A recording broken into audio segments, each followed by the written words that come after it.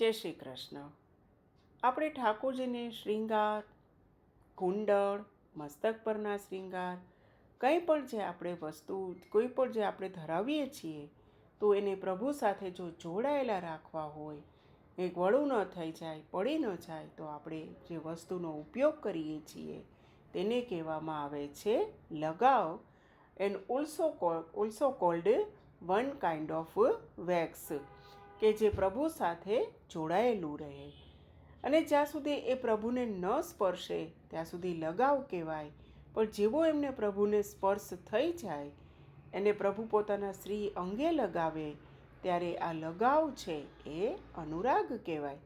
અને અનુરાગ એટલે શુદ્ધ સ્નેહ, જે સ્વામિનીજીના ભાવથી આવે છે. હવે જ્યારે આપણે બજારમાં લેવા જઈએ તો આપણે એમ કહીએ કે લગાવ આપો અને લગાવ લઈએ છીએ. પણ પ્રભુને શૃંગાર ધરાવીએ અને એમાં પુષ્ટિ શૃંગારિત ભાષામાં એને અંગરાગ કહેવામાં આવે છે. આપણા પુષ્ટિ માર્ગમાં તો પ્રભુના શ્રી અંગ ઉપર તો શ્યામ અંગરાગ લગાવાય છે.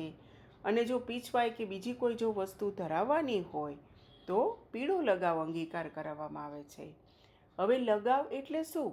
તો લગાવ ઇઝ ઇક્વલ ટુ લગ પ્લસ આવ. મન જો પ્રભુમાં લાગે તો પ્રભુ સન્મુખ આવવાનું મળે.